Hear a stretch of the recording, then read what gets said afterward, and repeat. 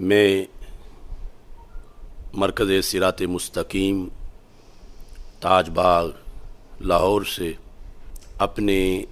شرعی فریضہ کو سامنے رکھتے ہوئے یہ اعلان کر رہا ہوں۔ اعلان کے آغاز میں یہ بھی وضاحت کرنا چاہتا ہوں کہ میں اپنا حکم کسی پہ مسلط نہیں کرنا چاہتا، کہ چونکہ مجھ سے لوگوں نے مسئلہ پوچھا ہے، اللہ کو سمیع و بصیر سمجھتے ہوئے رسول اکرم نور مجسم شفیع معظم صلی اللہ علیہ وسلم کی نگاہ عنایت میں موجود ہوتے ہوئے یہ شرعی حکم بیان کرنا چاہتا ہوں۔ رؤیت ہلال کمیٹی نے عید کے لحاظ سے اعلان کیا ہے، شرعی طور پر وہ اعلان تقاضے پورے نہیں کرتا کہ اس کی وجہ سے ایک فرض عین کو ترک کر دیا جائے۔ اس اعلان میں کئی وجوہ سے سکم اور کئی ابہام ہیں۔ مفتیان کرام جانتے ہیں کہ رمضان المبارک کے اس بات کے لیے کہ جب پہلا روزہ رکھنا ہوتا ہے، اس وقت جو اس بات ہلال کے لیے شرائط ہیں اس سے کہیں زیادہ کڑی شرائط عید الفطر کے چاند کے اس بات کے لحاظ سے ہیں۔ نبی اکرم نور مجسم شفیع معظم صلی اللہ علیہ وسلم کی شریعت قیامت تک کے لیے ہے، اور قیامت تک کے لیے ہمارے آقا صلی اللہ علیہ وسلم کے دیے ہوئے اصول ہماری رہنمائی کر رہے ہیں۔ اگرچہ موجودہ صورتحال میں تو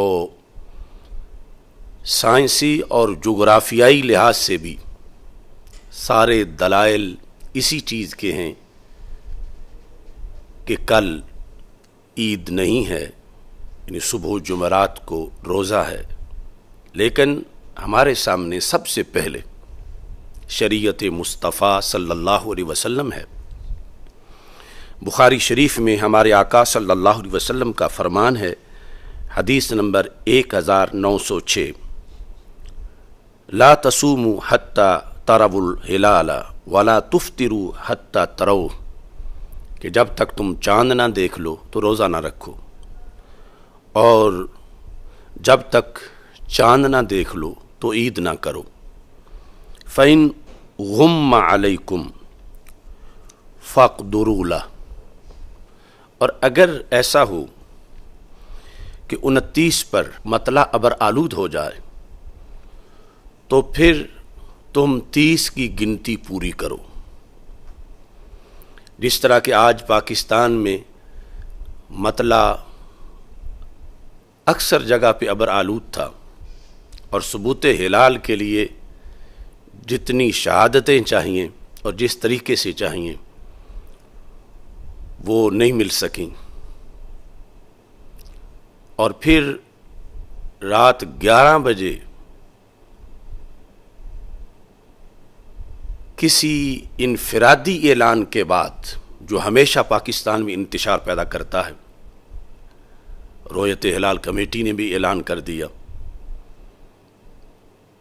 اس بنیاد پر یہ مسئلہ سمجھنا چاہیے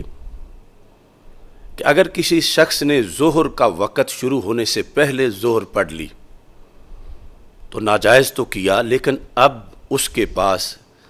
وقت ہے کہ ظہر کا وقت شروع ہو گیا تو وہ پھر پڑھ لے گا۔ لیکن اگر وقت ابھی باقی ہو اور کسی نے ابھی زور پڑھنی ہو اور کہہ دیا جائے کہ اب وقت ختم ہو گیا ہے، یا یعنی اس طرح کی صورتحال ہے کہ کوئی شخص کہے کہ آج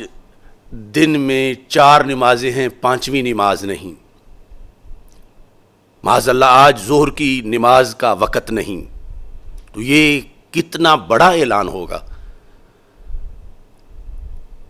اگرچہ تمام تقاضے مساوات کے دونوں طرف نہیں، لیکن جب رمضان کے چاند کا ثابت ہونا قطعی ہے، اور دوسری طرف محض ظن ہی ظن ہے، شک ہی شک ہے عید کے لحاظ سے، تو اصول شریعت کے مطابق قطعیت کا حکم رفع نہیں ہوتا یوں شک کی بنیاد پر۔ اور رسول پاک صلی اللہ علیہ وسلم کی واضح حدیث ہے کہ تمہیں جلدی کیا ہے، تم پھر 30 دن پورے کرو۔ تو اس بنیاد پر بندہ ناچیز کو جو مسئلہ سمجھ آیا ہے قرآن و سنت کے دلائل کی روشنی میں، موجودہ صورتحال میں شرعی طور پر صبح جمعرات 13 مئی کو روزہ رکھنا یوں ہی فرض ہے جیسے گزشتہ دن روزہ رکھنا فرض تھا۔ تو انشاءاللہ عید الفطر 14 مئی جمعۃ المبارک کو ہوگی، اور 1 شوال کا دن شرعی طور پر وہی قرار پایا ہے۔ میں اس وقت اس اعلان کے تفصیلی دلائل اگر ذکر کروں تو بہت وقت لگ جائے گا، لیکن میرے پاس جو میں نے اعلان کیا اس پر قرآن و سنت سے کثیر دلائل ہیں، اور اگر ضرورت پڑی تو میں اس پر مکمل سیمینار کر کے ان دلائل کا بھی اظہار کروں گا۔ یہ ایک شرعی فریضہ تھا جس پر چپ کر جانا جائز نہیں تھا، کہ جیسے کہیں ایک دن کی نماز چھڑوائی جا رہی ہو، جس طرح وہ فرض عین ترک کروایا جا رہا ہو اور بندہ چپ کر کے بیٹھا رہے، نہ بولے۔ تو ایسے ہی میں یہ سمجھ رہا تھا کہ آج روزہ جو قطعی طور پر ثابت ہے، محض ظن کے لحاظ سے اس کو اٹھانے کا جو اعلان کر کے ایسا کیا جا رہا، اور پھر کروڑوں لوگوں کی بات ہے۔ اب ہمارے اعلان کے بعد جس کی مرضی ہے وہ یوں کرے، جس کی مرضی ہے وہ نہ کرے، لیکن مسئلہ تو واضح ہونا چاہیے۔ اس بنیاد پر بندہ ناچیز نے یہ اعلان کیا۔